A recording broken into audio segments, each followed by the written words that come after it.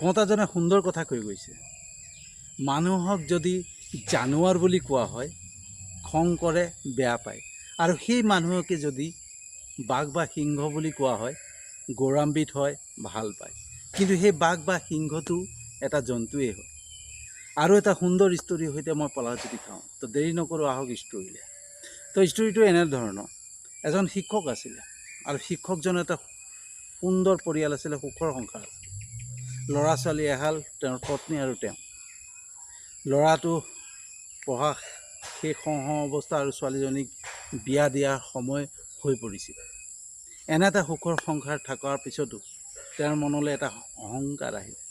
আৰু সেই অহংকাৰটো হৈছে কি, যে তেওঁৰ পত্নী বা তেওঁৰ ল'ৰা ছোৱালীকেইটা তেওঁৰ ওপৰতে চলি আছে। তেওঁ যদি নহয়, তেওঁৰ ল'ৰাটো বা তেওঁৰ পত্নী অৱস্থা বেয়া হ'ব। তেওঁৰ কাৰণেই সকলো খৰচ কৰি আছে, তেওঁলোকৰ কাৰণে লাভ বিলাস কৰি আছে, তেওঁলোকৰ কাৰণে কাপোৰ কানিয়ে নদন বদনকৈ পিন্ধি আছে। তেওঁ যদি নোহোৱা হৈ যায়, তেওঁ যদি নাথাকে, তেওঁলোকে সেইখিনিৰ পৰা বঞ্চিত হৈ যাব। এনেধৰণৰ অহংকাৰ সেই শিক্ষকজনৰ আহিবলৈ ধৰিলে। আৰু সেই অহংকাৰ লাহে লাহে লাহে লাহে বাঢ়িবলৈ ধৰিলে।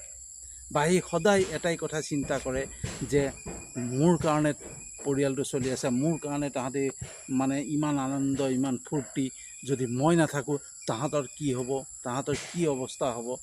তথাপি সেই বুজি নাপায়, এইবিলাক মানে মনলৈ কিছুমান অহংকাৰ, বেয়া ভাৱ আহিবলৈ ধৰে। কিন্তু তেওঁ এজন শিক্ষক আছিল, আৰু শিক্ষক মানুহৰ সদায় অকণমান চিন্তাধাৰা থাকে, অকণমান যিকোনো বস্তু চিন্তা কৰে।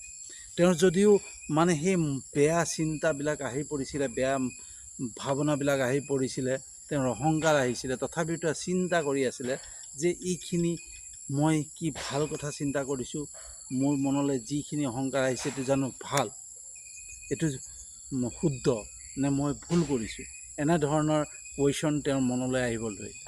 আৰু সেই সময়তে এজন গুৰু, এজন মহাত্মা সেই গাঁৱত আহিছিলে।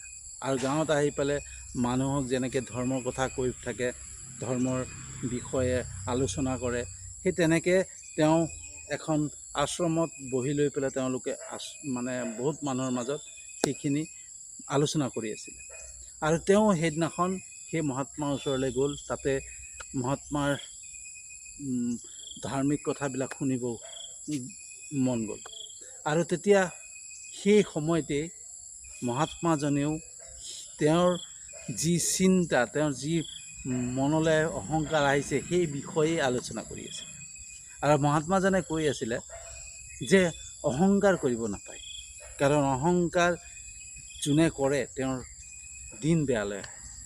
আৰু যোনে ভাবি লয় যে এইটো মোৰ নহ'লে নচলিব, এইখন ঘৰ মই নহ'লে নচলিব, এই অফিচটো মই নহ'লে নচলিব, এই সমাজখন মই নহ'লে নচলিব, এই মানে দেশখন মই নহ'লে নচলোঁ, কিন্তু সেই কথা নহয়। তুমি এদিন থাকা বা নাথাকা, এদিন ইয়াৰ পৰা আমি গুচিয়ে যাব লাগিব, কিন্তু বাকীবিলাক যেনেকুৱা বস্তু তেনেকেই থাকিব আৰু তেনেকেই চলি গৈ থাকিব। এয়াই প্ৰকৃতিৰ নিয়ম, এয়াই ধৰ্ম। গতিকে ইয়াক লৈ পেলাই অহংকাৰ কৰি লাভ নাই। এইখিনি বস্তু ধৰ্মগুৰুজনে, মহাত্মাজনে সকলো বুজাই আছিলে, আৰু তেওঁ নিৰন্তৰে শুনি আছিলে, একদম ধৈৰ্যৰে শুনি আছিলে। যেতিয়া সকলোখিনি গুচি গ'ল, গুচি যোৱাৰ পিছত মহাত্মাৰ ওচৰলৈ তেওঁ গ'ল, গৈ ক'লেগৈ যে আপুনি যিটো কথা কৈ আছিলে যে অহংকাৰ কৰিব নাপায়, এইটোক লৈ পেলাই অহংকাৰ কৰিব নাপায়, ঘৰখন মোৰ ওপৰত চলি আছে, সেই ভাৱনাটো মোৰ মনলৈ আহি আছে।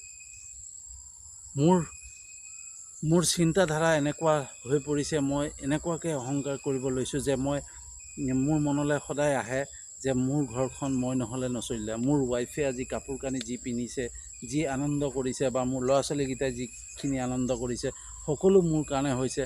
আৰু যদি মই নাথাকোঁ, তেওঁলোকৰ দিন বেয়া হ'ব, তেওঁলোকৰ অৱস্থা বেয়া হৈ যাব। সেই ভাৱনা মোৰ মনলৈ আহি আছে। তো গতিকে মহাত্মা গুৰু আপুনি কি কয় কওক।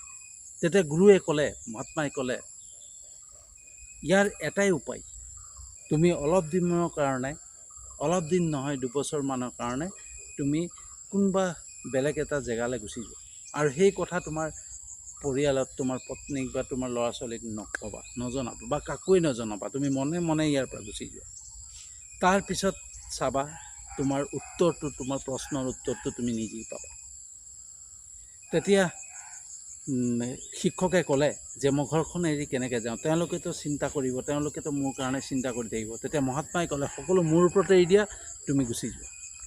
আৰু সেইদৰে মহাত্মাজনৰ কথা মতে শিক্ষকজন মনে মনে আঁতৰি গুচি গ'ল বেলেগ এখন জেগালৈ।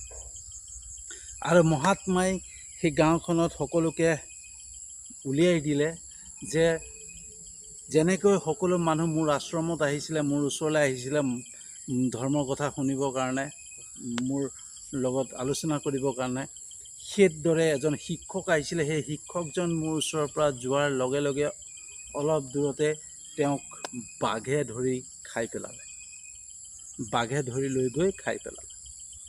আৰু সেই কথা বিয়পি পৰাৰ লগতে গোটেই হুলস্থুল লাগি গ'ল, গোটেই গাঁৱৰ মানুহে হুলস্থুল লাগিলে, ঘৰখনত হোৱা দোৱা লাগিলে, সকলোৰে মানে হেৰি হ'ল। তেনেকৈ আৰু অলপ দিন তেওঁলোকে কানা কাটা কৰিলে, হেৰি কৰিলে। তাৰপিছত লাহে লাহে লাহে লাহে তেওঁলোকৰ অৱস্থা যেতিয়া ল'ৰা ছোৱালীকেইটাৰ বা ৱাইফৰ অকণমান টনাটনি হৈছিলে, তেওঁৰ হাজবেণ্ড নথকাৰ কাৰণে, তেওঁৰ স্বামী নথকাৰ কাৰণে, তেতিয়া ল'ৰা ছোৱালীকেইটাৰ বাপেক নথকাৰ কাৰণে তেওঁলোকৰ অসুবিধা হৈছিলে। তেতিয়া গাঁৱৰ ৰাইজে চিন্তা কৰি, গাঁৱৰ ৰাইজে ভাবিলে যে তেওঁলোকক কিবা এটা কৰি দিয়া হ'ব।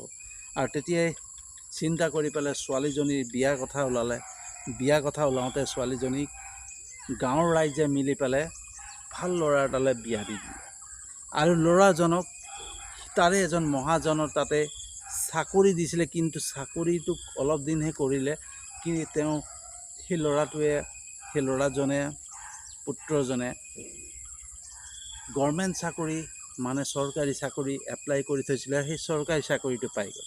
আৰু যেতিয়া চৰকাৰী চাকৰি পাই গ'ল, সেই ঘৰখন আকৌ আগৰ দৰে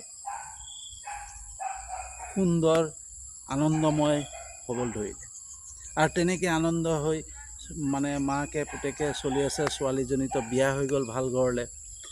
এনেকৈ চলি থাকোঁতে দুবছৰৰ পিছত শিক্ষকজন ঘূৰি আহি পেলাই দেখা পালে যে সকলোতো চব ঠিক আছে, মই নথকাৰ অৱস্থাতো সকলো চব ঠিকে চলি আছে। তেনেকৈ লাহে লাহে ঘৰলৈ গ'ল। ঘৰত গৈ পেলাই যিটো আনন্দময় পৰিৱেশ দেখা পালে, তেওঁ আচৰিত পালে যে মই নথকা অৱস্থাতো সি আগত যেনেকৈ আনন্দময় পৰিৱেশ আছিলে, যেনেকৈ সকলোৱে আনন্দত আছিলে, আজিও তেনেকেই আছে।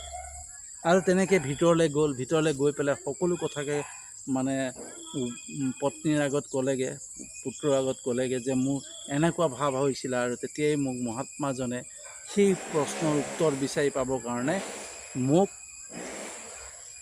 পঠিয়াই দিছিলে বেলেগলৈ। আৰু বেলেগলৈ পঠিয়াই দিয়াৰ পিছত আজি মই ঘূৰি আহিছোঁ। গতিকে ইয়াৰ উত্তৰ মই বিচাৰি পালোঁ যে মই নাথাকিলেও, কোনোবা যদি নাথাকেও, সেই পৰিয়ালটো বা সেই সমাজখন বা সেই অফিচটো সেই তেনেকেই চলি থাকিব। তাক লৈ পেলাই অহংকাৰ কৰি লাভ নাই। গতিকে এই ষ্টৰিটোৰ পৰা বন্ধুসকল, এই ষ্টৰিটোৰ পৰা এটাই বস্তু জানিব পাৰি যে আমি যিবিলাক লৈ পেলাই অহংকাৰ কৰোঁ, যে আমাৰ এইটো অভিজ্ঞতা আছে, মোৰ এইটো আছে, মই এই পৰিয়ালটোক চলাই আছোঁ, মই ঘৰখন চলাই আছোঁ, মই গাঁওখন সমাজখন চলাই আছোঁ, বা মই অফিচখন চলাই আছোঁ, মই নাথাকিলে অফিচখন নচলিব, বা মই নাথাকিলে এই দেশখনৰ অৱস্থা বেয়া হৈ যাব, এই দেশখন নচলিব, সেই কথা নহয়। আমি থাকোঁ বা নাথাকোঁ, আমি আজি আছোঁ, কালি আমাৰ মৃত্যু হ'বই। আমি এই পৃথিৱীৰ পৰা যাবই লাগিব। কিন্তু পৃথিৱীৰ যিখিনি নিয়ম নীতি, যিখিনি চলি গৈ আছে, সেইখিনি আজিও যেনেকৈ চলি আছে, অতীজলৈও তেনেকৈ চলি গৈ থাকিব। আজি মোৰ ঘৰখনত মই যদি আছোঁ, বা মই উপাৰ্জন কৰি চলাই আছোঁ, বা মই খুৱাই যিকোনো বস্তু আনি আছোঁ, সেইটোক লৈ পেলাই মই অহংকাৰ কৰি লাভ নাই যে মই সেইখন ঘৰক চলাই আছোঁ, মোৰ কাৰণে চলি আছে। কিন্তু কালি যদি মই এইখন ঘৰৰ পৰা নাইকিয়া হৈ যাওঁ, তথাপিও সেইখন ঘৰ তেনেকেই চলি যাব, তেনেকেই সকলোৱে আনন্দত চলি গৈ থাকিব। কাৰণ এই পৃথিৱীৰ নিয়ম, প্ৰকৃতিৰ নিয়মেই ভগৱানে তেনেকৈ সৃষ্টিয়ে কৰিছে যে সকলোকে সমানে ধুনীয়াকৈ চলাই লৈ গুচি যাব। তেওঁৰে লীলা, তেওঁৰে সকলো নিয়ম।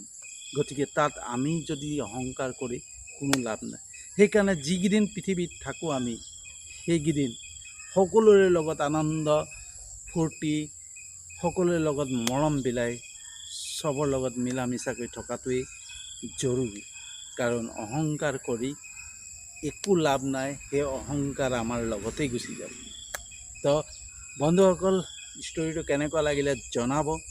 যদি ভাল লাগিছে মোৰ ইউটিউব চেনেলটোত ছাবস্ক্ৰাইব কৰিব আৰু ভিডিঅ'টো যিমান পাৰে শ্বেয়াৰ কৰিব, যাতে সকলোৱে পায় আৰু সকলোৰ মনৰ পৰা সেই যি অহংকাৰ থাকে সেই অহংকাৰ আঁতৰি যায়। গতিকে যিমান পাৰে শ্বেয়াৰ কৰিব, লাইক কৰিব আৰু মোৰ চেনেলটোক ছাবস্ক্ৰাইব কৰি দিব, যাতে এনেধৰণৰ ভিডিঅ'ছ সদায় পাই থাকে।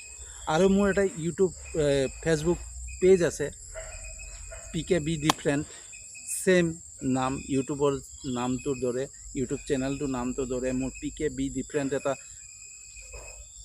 পেজ আছে, ফেচবুক পেজ। তাতো আপোনালোকে ফ'ল' কৰিব, তাতো এই ছেম ভিডিঅ'ছ আপোনালোকে পাই থাকিব। গতিকে আজিলৈ ইমানতে। আৰু এটা নতুন ষ্টৰীৰ বাবে অপেক্ষা।